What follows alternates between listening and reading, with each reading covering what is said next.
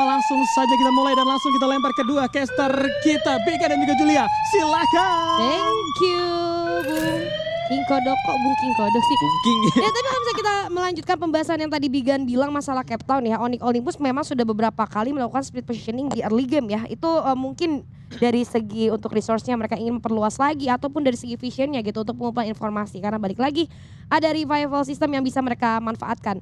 Tapi kita masih penasaran dengan garis pesawat yang gue rasa cukup adil kali ini untuk game pertama kita. Oke, kita lihat arahnya bakal kemana. Menuju ke arah Cape Town. Arah Cape Town. Sangat terlihat jelasnya ke arah Cape Town. Agak jauh sih ke arah Sentosa. Ini bakal jadi PR juga buat teman-teman dari Bigetron Delta meninggalkan Sueb dan juga Sensei yang turun terakhir. Gue punya pikiran kayak gini malah. Kenapa gue sempat bilang tadi Cape Town-nya itu, nah kan dua pemain Onyx di mana, dua player Onyx-nya di mana. Kalau misalkan tim lain notice kayak contoh siapa yang tadi Vesa semangat, oke mereka benar-benar butuh poin, mereka bisa ambil dua pemain Onyx Olympus aja gitu. Ya, karena kalau kita ngomongin tentang week ketiga juga biasanya ada kuda-kuda hitam ya, yang mana gue udah pasti nggak lolos ya, udah mainnya nanti tulus aja. Tapi kita lihat kali ini udah ada serangan yang terjadi antara tim Kagenra dan juga Arakyu Kazu. Cuman colek-colekan aja sih sebenarnya, nggak ada inisiasi yang terlalu krusial karena mereka juga cuma notice satu sama lain dan mereka harusnya cukup bijak untuk tidak melakukan serangan bertubi-tubi karena ini juga masih early ya. Iya, gue sempat dapat obrolan juga semalam abis main sama Adi tuh, sama Coach Adi. Ada gosip apa tuh? Dia sempat bilang Kagendra ini apa ya, nggak mau ngalah gitu. Udah nggak mau ngalah, ngotot lagi gitu. Itu yang tadi kita bahas ya. Susah ditumbangin juga masalahnya Kagendra. Mereka terlalu ngotot juga. Bahkan dilawarin sama RRQ, tim yang selalu ada di papan atas. Kagendra ini tim yang naik turun kasta gitu loh istilahnya. Tapi mereka tetap punya keberanian untuk yang kita lawan ini meskipun raja terakhir, yang ngapain harus takut gitu loh. Itu yang kusalut dari Kagendra. Dan sejauh ini ketika RRQ dan Kagendra bermain di hari yang sama di map pertama, gue ngerasa Kagendra cukup sukses sih buat nahan pergerakan RRQ. Betul. Tadi juga kita lihat RRQ juga tidak melanjutkan pergerakan mereka. Dan tapi kalau kita ngomongin Kagendra, JR3, Surya itu juga bukan player-player baru Pak. Memang mereka juga player lama yang mempunyai track record yang cukup baik gitu di industri Free Fire itu sendiri. Namun kita balik kali ini ke arah Genesis Dogma ya. Genesis Dogma so far sih nggak ada gangguan yang cukup mengganggu mereka. Jadi mereka juga masih terbilang cukup aman. Bisa dibilang ini game pertama sepi banget ya early-nya. Apa ini karena week ketiga gitu. Jadi orang-orang mainnya aman banget nih. Nggak ada early fight yang bener-bener dar-der-dor. Tapi kita lihat tadi di kill feed ada Bigetron Delta ya barusan ya. Iya, memang Bigetron sempat melakukan kontak tadi. Ada beberapa player yang berhasil ditukar juga bersama dengan teman-teman dari Genesis Dogma. Karena Bigetron gak nyampe tuh menuju ke arah dari Sentosanya. Sehingga menurut aku pribadi Bigetron akan bermain dengan tempo yang cukup lambat. Mereka berada di arah Sentosa dan mereka akan masuk di zona selanjutnya tanpa ada hadangan. Terkecuali Onyx Olympus benar-benar nargetin juga tuh ke arah teman-teman dari Bigetron Delta. Tapi menarik, ini dia sudah ada hitlist dari RRQ Kazu harusnya yang dibuka. Menuju ke arah Kagendra dan ternyata ada satu pemain yang tertangkap di sana. Kiki yang akan coba dikejar oleh Raf dan kawan-kawan. Tembakan masih belum terlihat. Satu pemain dari Genesis Dogma yang sudah mulai terpojokan akan dikomit oleh 4 pemain sekaligus dari Kagendra. 1 poin eliminasi tambahan untuk Kagendra. Yap, 1 poin eliminasi untuk Kagendra. Ini dia yang tadi sempat dibilang sama Bigan kalau Kagendra itu ngotot banget ya. Walaupun cuma 1 orang yang terlihat tapi mereka langsung all in gitu aja. Dan di sisi lain juga kita Onyx Olympus ternyata sudah mendapatkan 2 poin eliminasi. Padahal mereka ini terpisah ya. Ada 2 player yang di Cape Town dan sisanya menyebar ke arah yang lain. Tapi so far masih lumayan aman, tapi ternyata Gardu abis diselamatin ya. Iya, biasalah Gardu memang begitu ininya. Memang selalu suka main kemana-mana dia mah. Dan arah team fight yang akan coba komit dilakukan oleh teman-teman RF atau SCFC paling depan menyerang ke satu sisi. Tapi ternyata satu pemain berhasil ditukar. Panzi sayang sekali harus dijatuhkan. Ada sebuah ledakan yang ternyata bukan, menuju ke arah semangat. Oke, Volt berhasil merevive kembali ke arah seorang Panzi karena sebuah vending mesin dilepas oleh teman-teman SCFC paling depan. Homer coba nyalakan, tembakan. Masih belum on point tapi Jibril berhasil diculik dengan 1 buah tembakan headshot seorang Volt. coba turun ke arah bawah. 2 melawan 3, satu sedang di revive, satu orang sudah mulai turun juga. Baru hidup, dibalikan keadaannya. Oh cukup low, langsung dimasukin jongkok dar. SCF di Balingspan berhasil diratakan di rumahnya sendiri. Aduh, tapi di sisi lain ternyata juga ada Kagendra yang lagi dan lagi terlibat satu pertikaian dan bahkan satu player Raf berhasil dijatuhkan. Coba untuk di backup terlebih dahulu, ternyata JRTG pun dapatkan balasan, tapi ternyata di depan kaget ayam bisa terhilang dua orang, bahkan langsung hilang sekaligus dari tim Kagendra di posisi ke-11 Bigan. Wah itu glowalnya juga kecepetan itu. Tangan-tangan pemain terlalu feseng sehingga mengalahkan sistem bro itu. Aduh. Dia masang glual berbalik badan tapi jadi kebalik gitu glualnya, nggak ngalangin dia, malah jadi di belakangnya gitu loh glualnya. Apa itu panik ya? Enggak memang Kecepatan. apa? Tangannya dia emang cepet, tangan pro player tuh secepat itu. Sampai sistem aja udah suren tuh. Gila, karena gue gak pernah pasang keluar cepat itu ya. Jadi gue kayak Iya. kaget ya, kayak ngaca. Hah kok jadi kayak gitu? Tapi hal yang terjadi juga yang sama tadi di Clock Tower berbanding terbalik ya. Yang satu Kagendra kecepatan, tadi Iya. yang di SCF itu terlambat. Dia jalan dulu udah tahu ada tembakan dari atas rumah, dia jalan dulu baru buka glual, dia ketembak, knockdown duluan gitu. Wah sama memang ini juga harus jadi catatan buat Kagendra sih, terlalu overcommit. Mungkin mereka sadar itu udah bukan lagi hierarchy kalau emang jatuhnya udah kepik dan tidak adanya party yang terjadi di arah pick, harusnya mereka sadar bukan lagi tim yang lain. Tapi itu yang jadi catatan, terlalu overcommit. Terus bagaimana karakteristik mereka melakukan setup di bagian pick. Mereka juga bukan penguasa pick sementara di bagian pick ke arah Pochinok juga masih ada patahan yang sebetulnya bisa mereka amankan terlebih dahulu.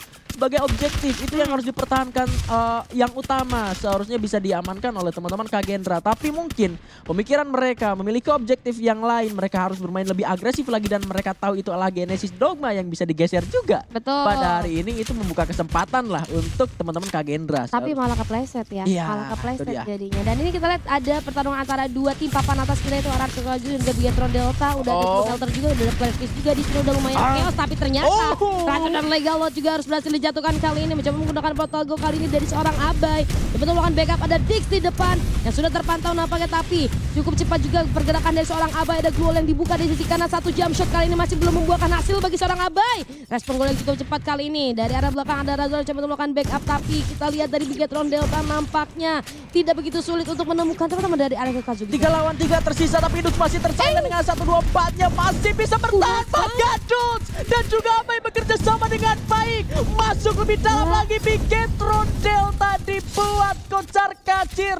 Satu pemain terakhir berada di belakang zona. Wah gila, lihat gak tadi pergerakan Oh Dut? my god. Dari kanan ngadep kiri cepet banget cobot nembaknya, gila. Gila Dut sini.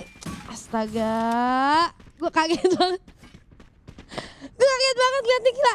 Itu pergerakan yang sangat unpredictable dari seorang Dudes gitu.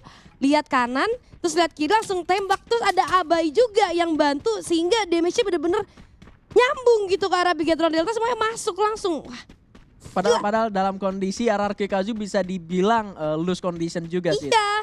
Dan Kondisi posisinya juga dari grounding juga nggak gitu enak kan tadi dari RRQ Kazu. Tapi dari Dudes dan juga seorang Abai teamworknya bagus banget sih. Iya, dan selalu valid apa yang dibilang sama Legalot ya. Selalu benar gitu loh. Valid gitu, tolong dong benerin dong kalau saya salah. Gitu. Benar, valid. Tapi tadi juga Legalot memang terlalu depan, maju terlalu cepat. Cuman memang tugasnya Legalot memang selalu seperti itu ya. Dia selalu membuka jalan buat teman-temannya, dia knockdown juga backup dari teman-temannya cepat. Itu dia kepercayaan tim yang dimiliki oleh RRQ Kazu yang menurut gua patut dijadikan pelajaran oleh tim-tim yang lain sih.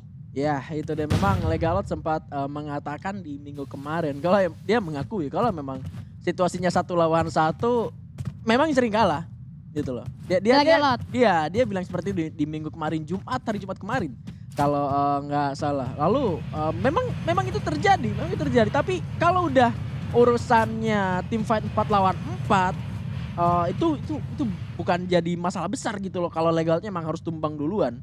Memang Legal sangat informan ya, kalau misalnya kita bisa bilang dari RRQ Kazu juga gitu. Jadi walaupun dia one by one-nya dia selalu kalah ya nggak apa-apa, karena dia juga toh bisa ngasih informasi ke teman-temannya. Begitu pula dengan fight yang tadi terjadi gitu kan, dia maju duluan pun, dia knock pun ya teman-teman siap backup gitu. Jadi ya dari Legalot kita belajar bahwa nggak apa-apa kita knock, yang penting membuahkan hasil. Ya, kalah itu awal dari kemenangan. betul, itu dia. Dan ternyata ada penyerangan yang dibuka oleh GS Lux. Sepertinya ada penggunaan sebuah portal go. Tiba-tiba datang dari satu arah tapi ada penyergapan juga yang akan dilakukan balik dari arah Indostar. Oh my god, nice one.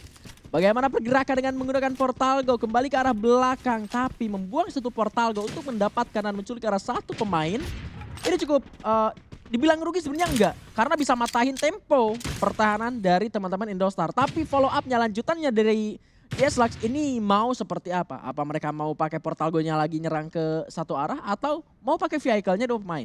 Ya karena juga kalau kita dari posisinya juga GS Lux yang harusnya bakalan kepotong sama Indostar ya. Dan sebenarnya sama-sama gak enak sih dua-duanya. Cuman dari GS Lux sendiri pun kenapa tadi pakai portal go buat 1 poin eliminasi karena dia butuh banget poin sih hari ini. Bener-bener butuh banget ini 3 hari terakhir bos. Poin buat degradasi maksudnya? Iya gitu. Salah. Salah dong, tapi ternyata sudah mulai masuk dengan portal go yang lain sepertinya. Membuang 2 portal go yang mereka miliki untuk bisa menyerang. Apakah ini menjadi sia-sia karena satu orang selain berhasil dijatuhkan dan Azura pun juga tumbang. Alif akan masuk melakukan follow up dengan semua senjata yang dia miliki. Luol coba dibuka kembali tapi sayangnya satu pemain juga tumbang. Alif sepertinya tersisa sendirian. Masih bisa membuka kembali satu pemain, satu Gluol dan Alifnya juga balik lagi ke belakang. Tapi dikejar ternyata semua effort yang dia lakukan ternyata masih belum cukup untuk menaklukkan hati sang Indostars. Ya benar banget dan pergerakan Indostar juga cepat banget, pembacaan pergerakan yang cukup baik ya. Tapi di sisi lain ternyata kita lihat dari RRQ Kazu kali ini adanya Genesis Dogma dan juga Bigetron Delta tapi belum ketahuan ya. Kita harus belajar sih sama Indostar. Kenapa? Ternyata yang effortnya besar kayak GS Lux itu belum tentu menang. Tapi yang nggak punya effort tapi dia punya keuntungan Indostar menang. Benar ya itu jadi kadang kita nggak perlu effort banyak-banyak lah. Iya. Ini beruntung aja. Lihat situasi. Ya. Situasinya sekarang sih ada pertempuran antara RRQ dan juga Genesis Dogma. Nice banget loh. Ledakan udah dikirimkan tapi Genesis Dogma posisinya terbagi. 2 arah yang berbeda sementara RRQ terkurung. Ini malah RRQ ini bisa komit ke satu arah duluan nih. Kalau misalkan mereka tahu di bagian dalam rumah labirin dari peaknya itu memang ada pemain gitu. Tapi ternyata sudah mulai terbang, baru dihidupkan kembali dari Genesis Dogma dan akan regroup sepertinya. RRQ Kazu sangat terbuka untuk disergap. Tapi Legalot coba naik lagi ke arah atas mengambil kesempatan. Melihat dari yang cukup jauh, satu tembakan dibuka dan bahkan Legalot berhasil memberikan 2 damage dan terus berhasil melakukan follow up dengan cukup baik. Membuat satu pemain Genesis Dogma berhasil di take down, berhasil di ending dan akan disergap. Apa yang coba masukkan Jackbusternya Darder Door 2 tembakan sudah masuk menuju ke arah seorang Borgai. Follow up lagi seorang Razor dan Borgai berhasil dijatuhkan lagi dan lagi. Abai dikirim lagi masuk ke arah depan dengan satu Rebel Rush yang dia gunakan. 2 tembakan dari Double Barrelnya masih belum connect dan membuat Yos juga harus pulang ke arah lobby. Gue suka sih decision making dari seorang Legalot ya, gila in outnya dia karena mereka udah tahu nih no exit way sama sekali, nggak ada vision sama sekali kalau mereka tetap di situ. Akhirnya dia buka portal go naik ke arah genteng, dia buat cari satu orang daripada Genesis Dogma, kelihatan satu kasih 2 damage ke arah 2 playernya, turun lagi gitu. Terus informasinya dilemparin ke teman-temannya terus mereka lakuin rush itu bagus banget gila. Dari arah Kazu tuh sedemikian rupa step by stepnya dilakukan dengan sangat rapi sih. Kalaupun itu textbook dan menjalankan textbooknya itu benar-benar sempurna ya. Iya rapi banget gitu, jadi kayak bukan kayak textbook kayak ngalir aja gitu ngalir. Kan. Dan iya maksudnya kalaupun itu adalah sebuah textbook mereka tuh nggak miss stepnya sama sekali. Iya bener-bener A, B, C gitu tuh. Gak dilompatin tuh. Iya benar, gak ada yang dilompatin gitu kan. Dan di sisi lain kita lihat kali ini ada Tiger Wong yang dari tadi kita gak dengar sama sekali ya. Gimana, karena jujur aja di map pertama kita pada hari ini ternyata bener-bener pasif banget permainannya. Masih 9 tim kali ini yang tersisa.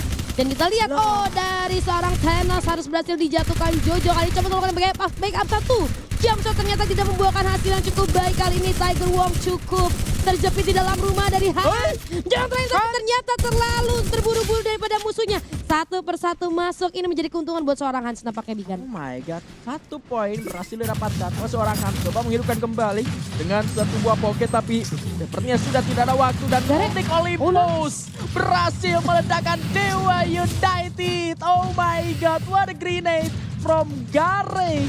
Membuat Dewa United yang belum tersebut dari awal pertandingan tiba-tiba harus tereliminasi di menit 14. Ya memang tadi juga di posisi seorang Gare juga enak banget sih buat lempar granat ke arah Dewa United yang udah lumayan terjepit sama zona. Mereka ada di patahan yang agak sedikit sulit gitu kan untuk defense. Dan kali ini kita dari Onyx Olympus cuma kita berdua aja. Namun di sisi lain ternyata ada seorang Utin kali ini. Siapakah yang di dalam Glue Wall itu ada Razor. Coba untuk mengurung dirinya tapi ternyata langsung memanggil teman-temannya yang lain dari Arki Kazu yang langsung melakukan backup. Namun sayang sekali Abai berhasil dijatuhkan. Dua player yang berdekat juga tapi di sisi lain Tiger Wong harus finish di posisi ke-8. Ada sekarang ada juga Krone yang sudah mulai diaktifkan.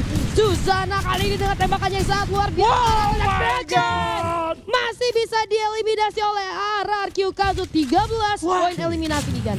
Even ketika posisi Abainya tumbang dan Legalot masih ada, dia pilih buat revive terlebih dahulu dan akhirnya Kraken yang berhasil pulangkan ke arah lobby. What a very nice save from Legalot. Tenang banget. Berhasil memberikan ketenangan pada teman-temannya dan berhasil membuat RRQ kali ini mengalami satu perjalanan yang cukup mulus dengan poin cukup banyak, tapi somehow masih survive, bahkan masih cukup menggokil dengan Charge Buster yang dia miliki. Satu poin tersisa, tapi zona sudah tidak berpihak karena mereka. RRQ masih dihantam.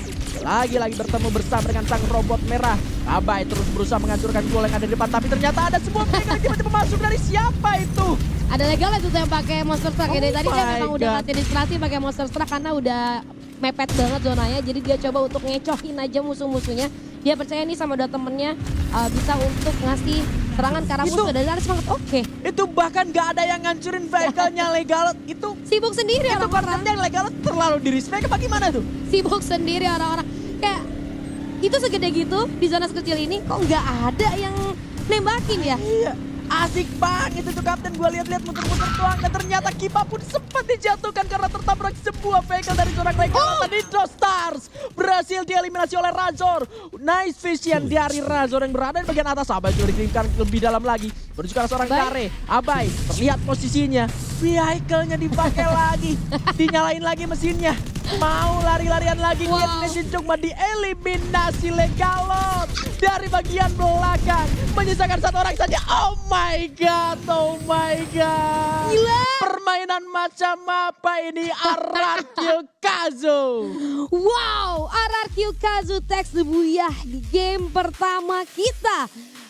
Wah, ada permainan yang sangat menarik dari seorang Legalot menggunakan Monster Truck ya. By the way, selamat datang kembali King Kodok ya. Wow, RRQ menjadi penguasa di zona-zona terakhir. Bahkan kalian bisa melihat bagaimana RRQ Kazu, lebih tepatnya adalah seorang Legalot yang tidak sama sekali diganggu oleh beberapa tim yang tersisa.